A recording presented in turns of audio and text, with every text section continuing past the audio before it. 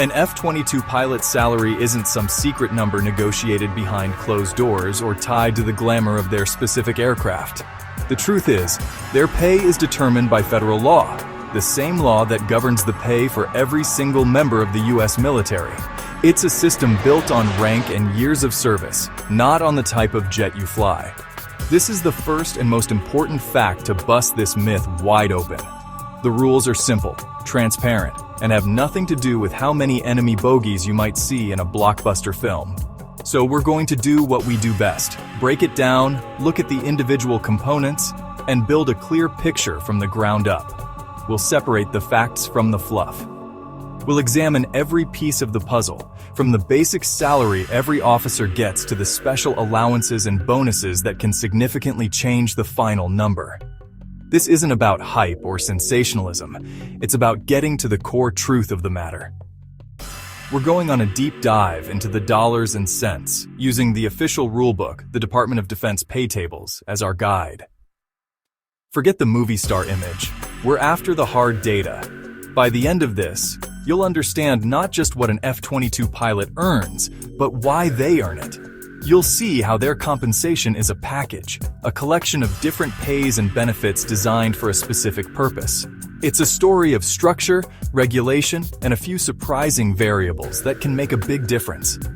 We will explore how a pilot in one city can earn thousands more than a pilot of the same rank in another, all because of one key allowance.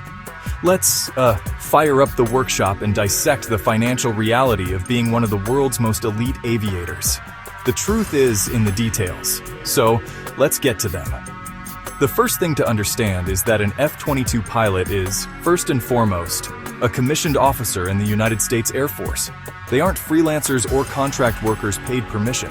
They are part of a massive, highly organized institution. Their pay is not determined by the specific aircraft they are assigned to: F-22, F-35, F-16. An Air Force captain flying an F-22 gets paid according to the same fundamental pay chart as other captains. A captain who is a navigator on a C-130, or a captain who manages logistics on the ground. The jet is the job assignment. The rank is the pay grade. This system is built around two simple pillars: rank and time in service. The higher your rank, second lieutenant, first lieutenant, captain, major, lieutenant colonel, colonel, brigadier general, major general, lieutenant general, general, the higher your base pay. And for each rank, your pay increases incrementally as you accumulate more years of service. An O3, the pay grade for a captain with 6 years in the Air Force, earns more than a captain with 4 years. Most F-22 pilots are experienced officers, typically holding the ranks of captain, O3, major, O4, or lieutenant colonel, O5. They are already several years into their military careers before they even sit in the cockpit of a Raptor on a regular basis, which has a direct impact on their starting pay in that role. This structured approach ensures fairness and predictability across the entire force. You can literally look up the numbers yourself. The Department of Defense, DoD, publishes its pay tables publicly every year, so there are no secrets. This transparency is key.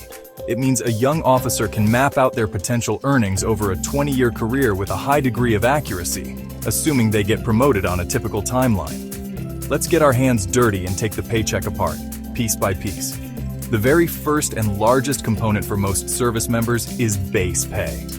This is the fundamental salary for anyone in the military, determined entirely by your rank and your years in service. Think of it as the chassis of the vehicle. Everything else gets bolted onto it. This portion of the income is taxable, just like a salary in the civilian world.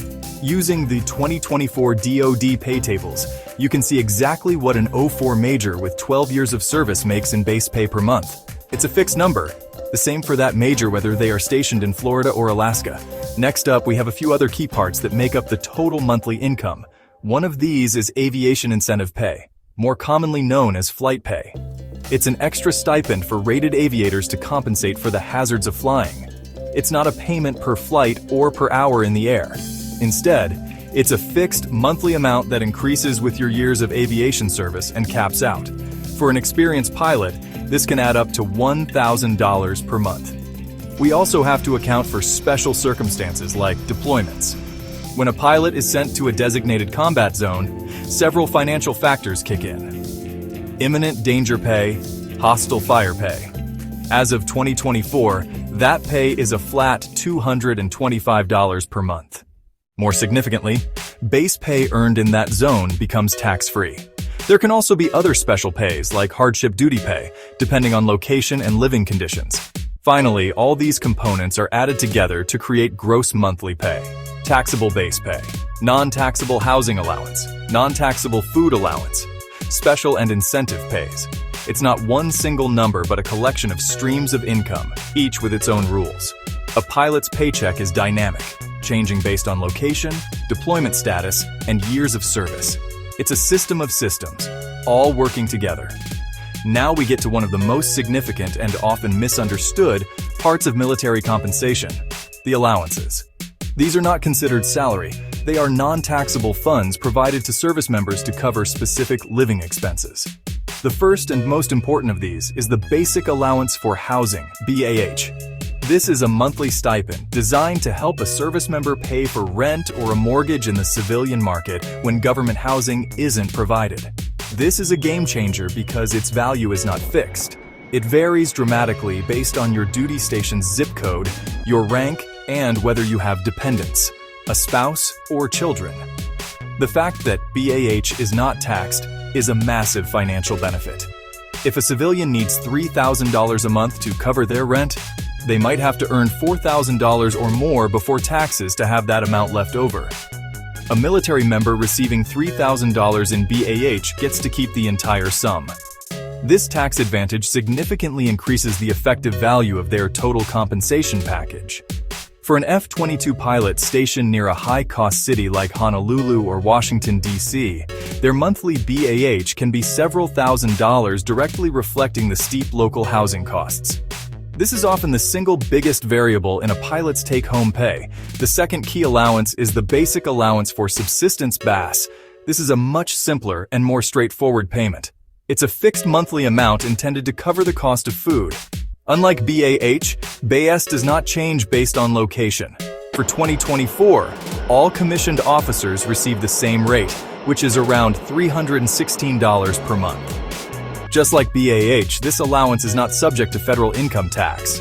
While it may seem like a smaller amount, it's another piece of guaranteed tax-free income that adds to the bottom line every single month, helping to offset the everyday cost of living for the pilot and their family. Then there's the big one, the Aviation bonus, also known as the Aviator Retention Program. This is not guaranteed money. It's a strategic tool the Air Force uses to keep experienced pilots in the cockpit instead of losing them to the commercial airlines or other civilian jobs. When there's a pilot shortage, the Air Force offers substantial financial bonuses to pilots who sign contracts to serve several more years. These bonuses can be very large, sometimes reaching up to $50,000 per year of the contract. A major who signs a 5-year retention contract could be looking at an extra $250,000 paid out over that time. It's critical to understand that this bonus is highly selective and subject to change. To make this concrete, let's build a few plausible models. Remember, these are just examples using 2024 pay rules, and the BAH is the biggest wild card. First, let's look at a captain, 03, with about 6 years of service. This pilot is likely in their late 20s or early 30s, well established in their career, but not yet at the senior level. Their monthly base pay would be right around $7,250. We add the standard BAS of about $316.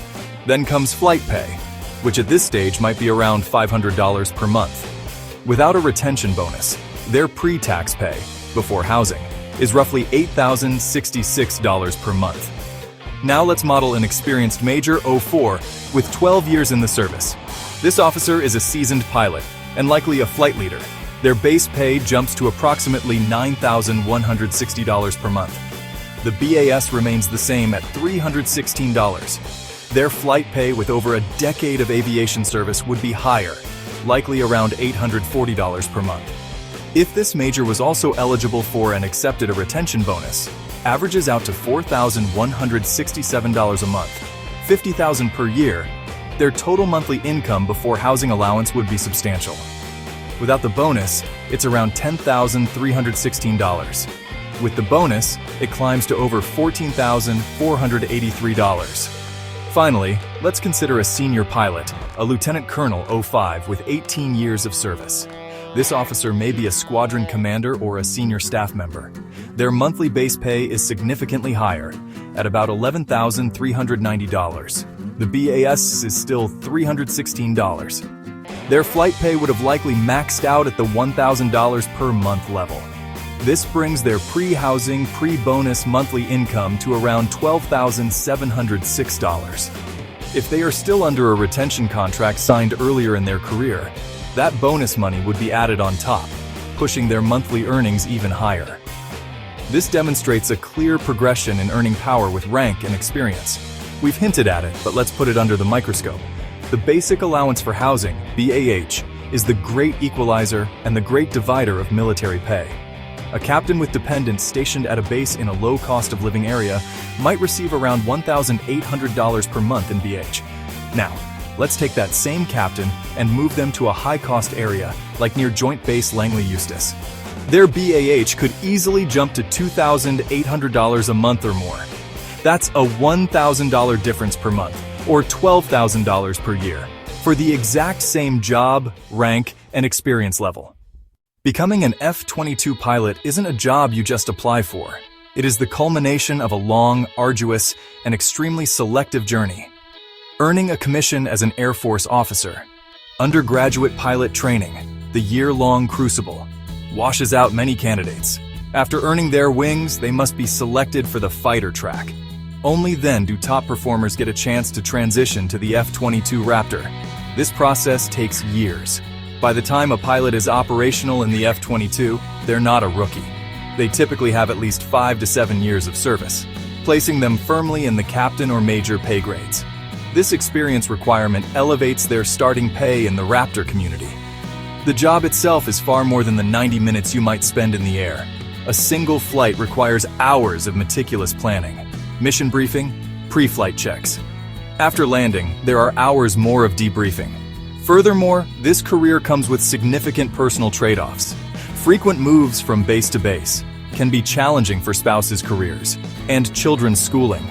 Deployments mean long separations from family. While modern aircraft are safer than ever, inherent risk remains. The compensation, while solid, is earned through immense personal sacrifice. So, let's bust this myth once and for all. F-22 pilots are not paid like movie stars. Their compensation is governed by a transparent, predictable system based on rank and years of service, not the type of aircraft they fly. Their pay is a package deal. Taxable base pay, housing allowance, the tax-free BAH, food allowance, BS. The real numbers are solid and respectable, but they aren't the astronomical figures of popular imagination. The biggest variables in their pay are location, retention bonuses. The tax-free housing allowance, BAH, can swing their total compensation by tens of thousands per year depending on their duty station. A pilot in a high-cost area has a much higher total income on paper, but that extra money is immediately consumed by higher living expenses. The aviation bonus is the true wild card.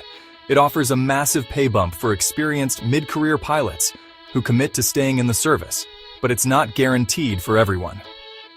So, what is a typical range?